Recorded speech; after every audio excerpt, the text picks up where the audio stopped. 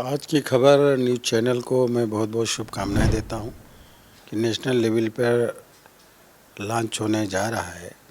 मुझे पूरी उम्मीद है कि वो तमाम लोग जो पीड़ित हैं रहते हैं या समस्या से ग्रसित रहते हैं, उनकी मदद कैसे हो और इन सारी चीज़ों पर, और सरकार की वो जनहित की योजनाएं जो जनता तक पहुँचे, जिनसे जनता को लाभ मिले, उन सारी योजनाओं पर निश्चित तरीके से आपका ये चैनल लोगों के बीच तक जाएगा, लोगों को आत्मनिर्भर भारत बनाने में, विकसित भारत बनाने में और पूरी तरीके से जनहित में काम करने का काम करेगा, ये मुझे पूरा विश्वास है।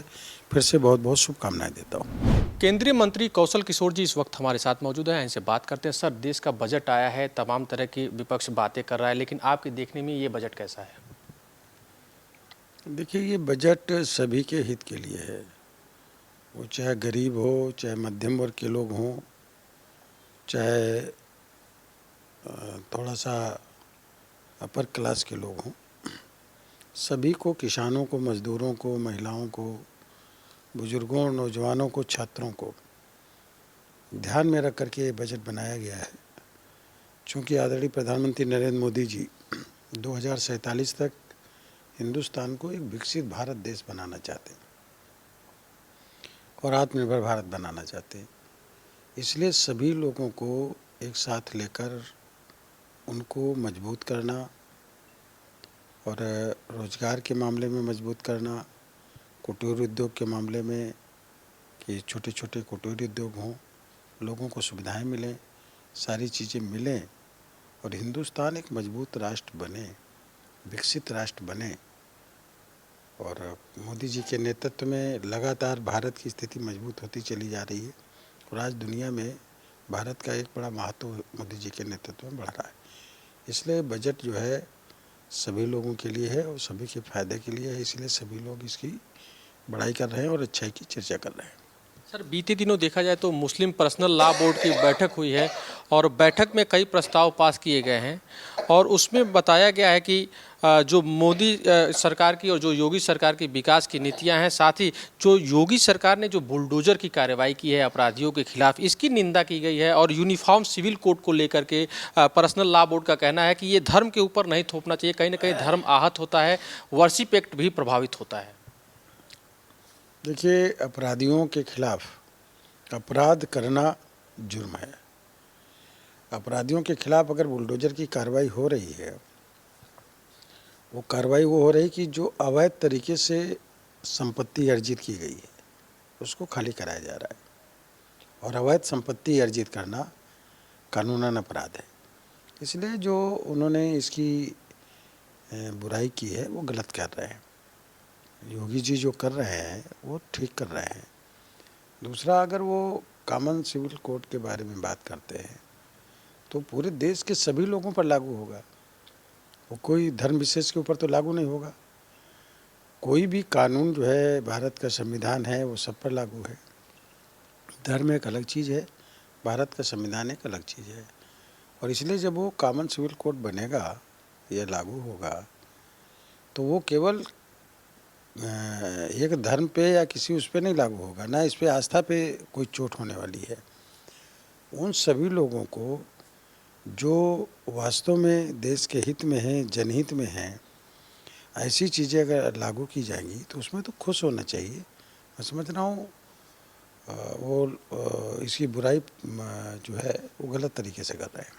Sir, UP government investor summit को लेकर काफ़ी एक्टिव है और देखा जाए तो 10 और 12 फरवरी को यूपी में ग्लोबल इन्वेस्टर समिट हो रहा है और अभी तक 21 लाख करोड़ के जो है कि प्रस्ताव आ चुके हैं सरकार के पास। उम्मीद है कि 25 लाख करोड़ तक ये आंकड़ा जा सकता है। यूपी के विकास में अहम माना जा रहा है, क्या उम्मीद लगाई जा सकती है इससे? देखिए, विकसित भारत बनाने में, आत्मनिर्भर भारत बनाने में उद्योगों का लगना बहुत ज़्यादा ज़रूरी है। माननीय योगी जी के नेतृत्व में जो उत्तर प्रदेश के अंदर ग्लोबल इन्वेस्टर समिति 10, 11, 12 को हो रही, आदरणीय प्रधानमंत्री जी भी जा रहे हैं उसमें, माननीय अमित शाह जी भी जा रहे हैं, माननीय राजनाथ जी जा रहे हैं, माननीय हमारे महामहिम राष्ट्रपति जी का भी जाना हो रहा है। और मैं समझ रहा हूँ कि उत्तर प्रदेश एक औद्योगिक प्रदेश बनेगा तो विकसित भारत बनाने में एक अहम भूमिका निभाने का काम होगा।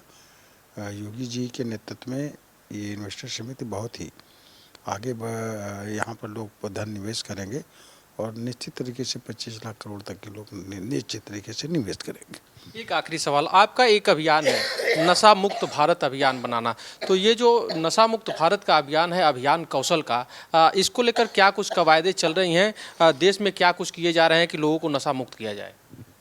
देखिए, खुद मेरे बेटे की मौत नशे की वजह से हो गई, इसलिए पूरे देश को नशे से बचाना है। अंग्रेज़ों से लड़ने में करीब 6,32,000 लोगों की जान गई, ऐसा राजीव दीक्षित जी का की एक खोज है। लेकिन हर साल 20 लाख से ज़्यादा लोग नशे की वजह से हमारे देश में ख़त्म हो जाते हैं और परिवार के परिवार बर्बाद हो रहे हैं। कम उम्र में नई पीढ़ी के लोग ख़त्म हो रहे हैं। बड़े पैमाने पर देश के अंदर एक साजिश के तहत नई पीढ़ी के लड़के और लड़कियों को नशे में डालने का लगातार प्रयास किया जा रहा है। ताज्जुब की बात यह है कि नशा बेचने वाला नशा नहीं करता, केवल नशा बेच करके वो पैसा कमाता, बिजनेस कमाता है। इसलिए नशा मुक्त समाज आंदोलन अभियान कौशल का हमने शुरू किया। आदरणीय प्रधानमंत्री नरेंद्र मोदी जी ने 15 अगस्त 2020 को यह ऐलान किया था कि देश को नशे से बचाना है। इसके लिए उन्होंने 272 जनपद चिन्हित करके उन्हें नशा मुक्त भारत अभियान के साथ जोड़ने का काम किया। अभी आप देख रहे होंगे कि विगत 26 जनवरी को दिल्ली में परेड में भी नशा मुक्त भारत की एक झांकी भी गृह मंत्रालय के द्वारा निकाली गई। इस देश को और इस समाज को विकसित भारत बनाने के लिए, आत्मनिर्भर भारत बनाने के लिए लोगों को नशे से दूर रखना बहुत ज़रूरी है। और नशा अगर खुद नहीं करेंगे तो नशे की दुकानें अपने आप बंद हो जाएंगी और नशे के कस्टमर नहीं रहेंगे तो नशे की दुकानें चलने का कोई सवाल ही नहीं उठता। इसलिए जन जागरण अभियान है, सभी लोगों को इसमें जुड़ना चाहिए और नशा मुक्त भारत बनाना चाहिए। बात करने के लिए बहुत बहुत धन्यवाद। तो ये थे केंद्रीय मंत्री कौशल किशोर, जिनका कहना था कि जो बजट आया है वो देश के हर वर्ग के लिए बेहतर बजट है। साथ ही साथ जो ग्लोबल इन्वेस्टर समिट यूपी में आयोजन हो रहा है उसका सीधा सीधा दूरगामी प्रभाव पड़ेगा और सीधा लाभ प्रदेश की जनता को मिलेगा। भारत को नशा मुक्त बनाना इनका एक अभियान है और उसको वो उत्तरोत्तर आगे बढ़ाते रहेंगे। सभी को इस अभियान में मदद करनी चाहिए। वीडियो जर्नलिस्ट हरिराम जी के साथ पंकज तिवारी, आज की खबर, दिल्ली।